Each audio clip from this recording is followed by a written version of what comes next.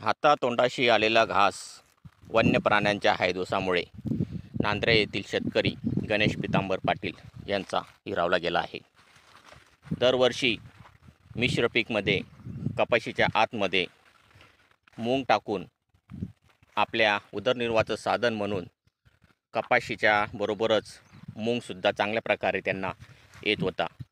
सुमारे 58 आर अशा या क्षेत्रामध्ये असणाऱ्या गणेश पितांबर पाटील यांच्या या शेतामध्ये रानडुकरं, वन्य प्राणी, रुई यांनी हैदोस घालून सुमारे 58 आरमध्ये संपूर्ण कपाशीमध्ये लावलेला मिश्र असे हे मुगाचं पीक नेस्तनाबूत केलेलं आहे.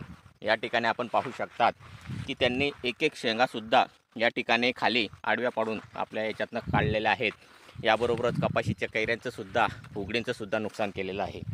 यामुळे शेतकरी हवालदिल झाले असून अगोदरच निसर्गाच्या चक्रात सापडलेल्या आणि पावसाच्या अभावी पिकं कोलमडीत आलेल्या असतानाच हातातोंडाशी आलेला हा घास अवघ्या काही दिवसांवर मूग हा असा रानडुकरांनी केलेल्या हैदोसमुळे पूर्णतः नेस्तनाबूत झालेला आपल्याला दिसत आहे. त्यामुळे शेतकऱ्यांनी जगावं तरी कसं हा प्रश्न मोठा ऐरणीवर निर्माण झालेला आहे.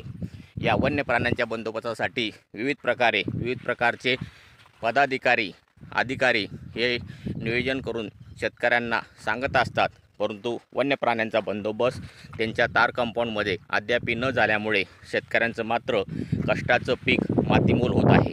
त्यामुळे शेतकऱ्यांना आता या वन्य प्राण्यांपासून सुटका कशी मिळणार हा सुद्धा एक संशोधनाचा भाग बनू पाहत आहे.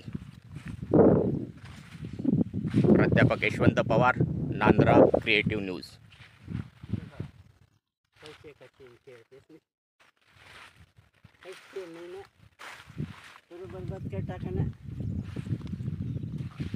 एक शेंग ठेल नाही त्याने सगळा 58 एकरमध्ये 2 पोते मूग होत होता. डुकरांनी सगळा नाश केला. त्यासाठी मी आता करावं काय? त्याच्यासाठी शासनाने मला काहीतरी अनुदान द्यावे, भरपाई द्यावी अशी मी विनंती करतो. ऐन पोळ्याच्या वेळेस माझा मूग तुटला असता, माझे पैसे वसूल झाले असते, पण डुकरांनी सगळा विनाश केला. तरी मी करावं काय? तोंडाशी घास हिरवला गेला. झाडा पडे ते काय कपाशी ते कपाशीने जरा विलंब घालतात मग त्या. या ठिकाणी बघा रानडुकरांचे व रुईचे सुद्धा पाऊल करून आपल्याला या ठिकाणी बघा येत आहे. त्यामध्ये कपाशीचं सुद्धा नुकसान झालेलं आहे, उडदाचं सुद्धा आहे. एकही झाड त्यांनी या ठिकाणी व्यवस्थित ठेवलेलं नाही. प्रत्येक झाड निवडून त्यांनी या ठिकाणी पूर्णपणे नेस्तनाबूत केलेलं आहे. त्यामुळे या शेतकऱ्यांचं सुमारे 2 पोत्याच्या जवळपास येणारं उत्पादन दर पोळ्याच्या दिवसापर्यंत निघणार होतं, ते पूर्ण नेस्तनाबूत झालेलं आहे.